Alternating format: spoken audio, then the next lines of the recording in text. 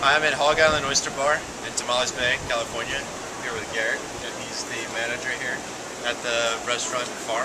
And I'm just going to show you around a little bit of where our oysters come from these guys. Cool. So we were just talking about how most of our oysters are grown north of here in the bay. We've got about 150 acres north of here, intertidal land, so it spends half the time out of the water. And we've got most of our oysters at that area, and then we have a finishing area south of here. But let me kind of run you through. Oysters are harvested, they're offloaded onto a truck. The truck backs up to right where we are, and if you swing that way just a little bit, we'll see right where the forklift is, and then past it, there's a conveyor belt. And on that conveyor belt, they dump the bags of oysters. And we can walk over there so we can kind of get a close-up of that. But the oysters go up the conveyor belt, they go through different sizes of a drum here, so the smaller oysters will drop to the bottom. They'll drop off into baskets down here to go back out. So they become returned so that we can grow them out maybe the next year. Everything that's market size will come down the tube up this conveyor belt and dump into a basket here, where they're then dumped onto the table and hand sorted according to the three sizes that we sell for retail, at least with our Pacifics. So grading on the table. What are they normally, like 2 to 3, like a cocktail? So the cocktail we call our petite. We don't actually try to grow to cocktail size. We try to do the extra small, which is slightly bigger than your typical cocktail size. So we do extra smalls, which is what we barbecue at our restaurants, and then mediums. Mediums largely are only sold here at the farm because there's a huge demand. People want big old oysters. A lot of that was created by the influx of Washington oysters coming down in the 60s and 70s and barbecuing happening, but there's all out-of-state oysters, and so people got an idea of this big, well, not big oyster that's all barbecue. These grow faster than East Coast. The Pacifics do, yeah. We also grow Atlantics, actually. So we grow 5 species. We do Atlantics, Pacifics, Kumamotos, the Bellons, the French Flats, and Olympias as well. Really? But our focus is on the Pacifics. And Virginica is a new thing for you guys? The Virginica's... To commercial. This is the first year I've been on Virginica. We've had them for quite a while. I mean, I worked in the farm 10, 11, 12, 13 years ago, and we still had Virginicas there. So, but we haven't had a lot of them. This is the first year that, as we see a shortage in our product right now because of largely challenges with ocean acidification and seed shortages, we've been able to offer other species because we've diversified. And the Virginica oyster you guys offer, which we can have now at our restaurants. Very good. Yeah, they're my favorite. With a little horseradish on them. It's actually one of the best oysters I've tasted. Cool. Very good. Once the oysters are bagged, they'll go into our tank system. And this is one of the things that makes our oysters super, super unique, is all the water in our tank system comes from the bay. It goes through a UV filter, a sand filter, and it's chilled. What it allows us to do is we have a time temperature matrix of when from the FDA that says when oysters are harvested, you have 2 hours to get them down to a reasonable temperature. 40 degrees usually. Yeah. So a lot of companies will harvest and pull right into a reefer truck. Right. And that's kind of standard practice. What we use is a wet storage system because dropping them into the wet storage system means that almost instantaneously their body temperature drops because they start filtering that water and they're bringing it through their entire system. So all of our product spends 24 hours in the tank before it goes out to market.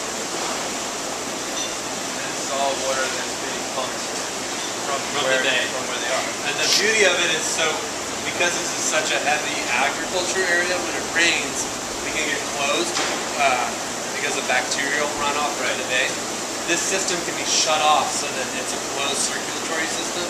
So we can pull huge harvests and then sit on that product for like a month at most, and it's still filtering water and alive and healthy. It's like it's harvested the day you pull it out. And a lot of oysters get pulled and go to the dry harvest, which are basically dry storage. Right. A big warehouse somewhere just sitting, keeping alive and keeping closed. Right. And so, I mean, that's one of the things you'll see, that extra liqueur in there. I mean, it's next day delivery, it's like it was harvested the day before. But if you look at the tags when the oysters are delivered, if this one has tags. If you look at tags, let me grab a bag with tags on. this is the other thing that we do. So for our oyster bars, we buy from other farms.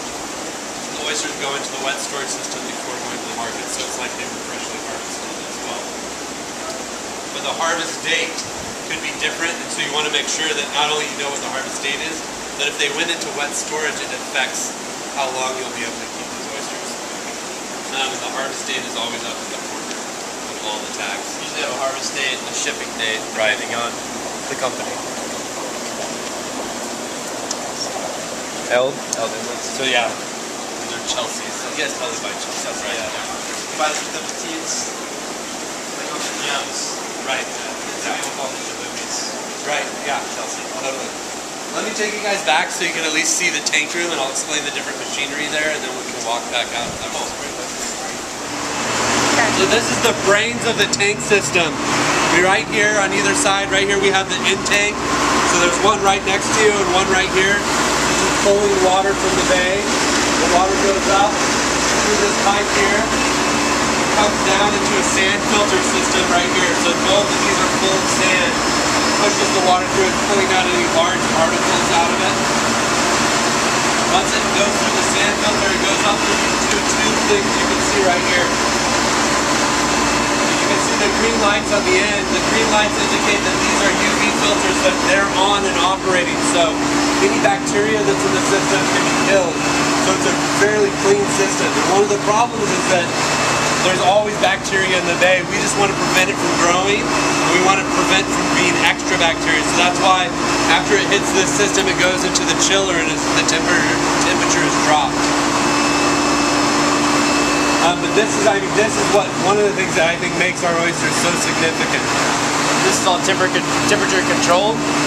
It's all temperature controlled, yeah. One of the other things is that we have the ability to feed the oysters if we had to in the tanks. We can do an open mode, bypass all of this, and flood the tanks with water straight out of the bay that has phytoplankton in it, so the oysters could feed if we had to. What makes your oysters taste better than other oysters? I think it's farming methods, first of all. So the oysters, we use a bunch of different methods to get that really deep cup. So the bags are tumbled.